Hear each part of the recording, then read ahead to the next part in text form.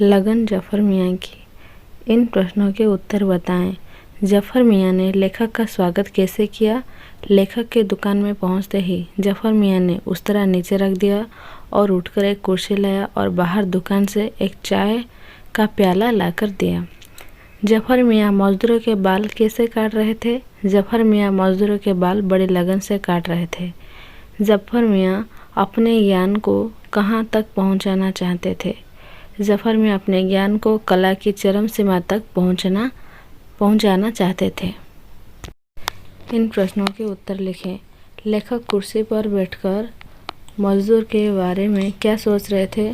लेखक कुर्सी पर बैठकर मजदूर के बारे में सोच रहे थे कि यह शायद 5-7 दिन से नहाया नहीं है, बालों में बुरादा और गर्दन काली है और तो मुंह में धूल भी साफ दिखाई दे रही है। लेखक ने जफर के किस गुण के कारण उसकी तुलना इंजीनियर से की? लेखक ने जफर को इंजीनियर के साथ तुलना की क्योंकि जफर मियाँ उलझे बाल सुलझाते हैं और कंघा बढ़ाते हैं। कभी झुककर बालों का मिलान देखते हैं, कभी बालों को उभारकर कभी इधर कभी उधर बाल के मिलान देखते हैं, जैसे इंजीनियर खंबा का मिलान देख रहे हैं। लेखक ने जफर से मजदूर को क्या कहकर व्यंग किया? लेखक ने जफर से मजदूर को कलेक्टर कहकर व्यंग किया। कलेक्टर शब्द से यहाँ क्या मतलब था? जफर मियाँ की दृष्टि से कलेक्टर कौन होता है? कलेक्टर शब्द का मतलब है बड़े पदाधारी अधिकारी। तो इधर जफर मियाँ की दृष्टि से जो उसकी कुर्सी पर बैठता है वही कलेक्टर होता है या उसके लिए कलेक्टर होता है। लेखक के अनुसार किस भाव का जागरण राष्ट्र की जीवन शक्ति का मापदंड है? हर एक नागरिक में अपने काम के लिए चाह, लगन हो, श्रम के प्रति श्रद्धा हो और ईमानदारी हो। इस भाव का जागरण ही राष्ट्र की जीवन शक्ति का सर्वोत्तम मापदंड। जफर मियाँ के चरित्र के 2 गुण लिखें जिनसे आप प्रभावित हुए हो। जफर मियाँ अपने काम पूरे लगन से करते थे और अपने काम के प्रति वह ईमानदार थे। किसी ने कहा, किससे कहा? लो सरकार, कट गए आपके बाल। किसने कहा? जफर मियाँ ने कहा। किससे? मजदूर से कहा। तुम तो उस मजदूर से ऐसे लिपटे जैसे जिले का कलेक्टर तुम्हारी दुकान पर आ बैठा हो।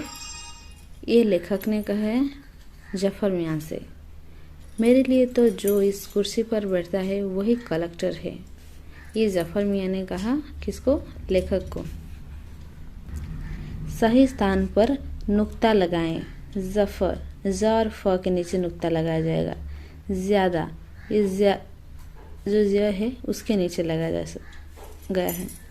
साफ, फ के नीचे लगाया गया है। मजदूर, ज के नीचे लगाया गया है।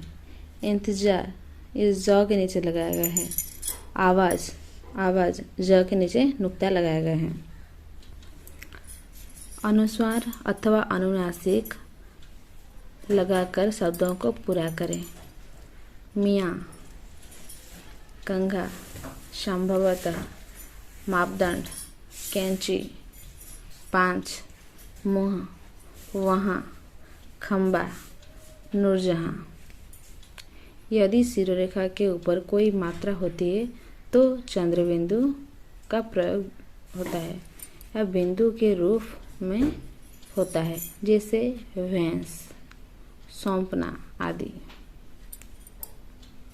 क्रिया शब्दों का सही रूप लिखकर वाक्य पूरे करें। मैं कुर्सी पर बैठा उस मजदूर को देखता हूँ। इधर देखना दिया है, इसका क्रिया का सही रूप है देखता। मुंह पर भी धूल साफ दिखाई दे रही है। जफर साहब बड़ी लगन से उसके बाल काट रहे हैं।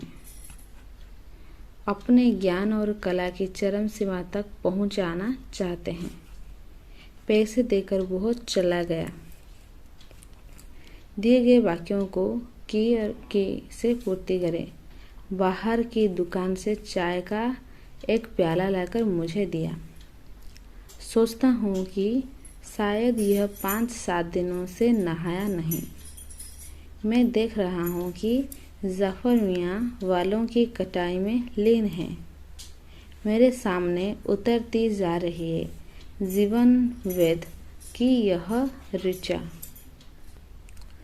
वाक्यों को सही ढंग से पढ़ने और समझने के लिए हमें कुछ चिन्हों की आवश्यकता होती है, जिन्हें हम विराम चिन्ह कहते हैं। पूर्ण विराम, अल्प विराम, प्रश्नवाचक, विस्मयादिबोधक, उदाहरण चिन्ह, योजक चिन्ह, निर्देशक चिन्ह। ये हम व्याकरण में पढ़े थे इस चिन्हों के बारे में। चलो कर देखते हैं। निम्नलिखित वाक्यों में उचित स्थान पर विराम चिन्ह लगाएं। गर्दन काली हो रही है, इधर अल्प विराम चिन्ह लगे हैं। लो सरकार, कट गए आपके बाल, ये उदाहरण चिन्ह है और ये पूर्ण विराम चिन्ह है। जफर मियाँ, उदाहरण चिन्ह और ये विस्मयादिबोधक चिन्ह। तुम तो उस मजदूर से ऐसे लिपटे, अल्प विराम चिन्ह, जैसे जिले का कलेक्टर तुम्हारी दुकान पर आ बैठा हो। पूर्ण विराम चिन्ह और उदाहरण चिन्ह समाप्त हुआ है। बाबूजी, मेरे लिए तो जो इस कुर्सी पर बैठता है वही कलेक्टर है। उदाहरण चिन्ह, अल्प विराम चिन्ह और ये पूर्ण विराम चिन्ह है। मैं सोचता हूँ कि शायद यह 5-7 दिनों से नहाया नहीं, ये योजक चिन्ह है और ये पूर्ण विराम चिन्ह है।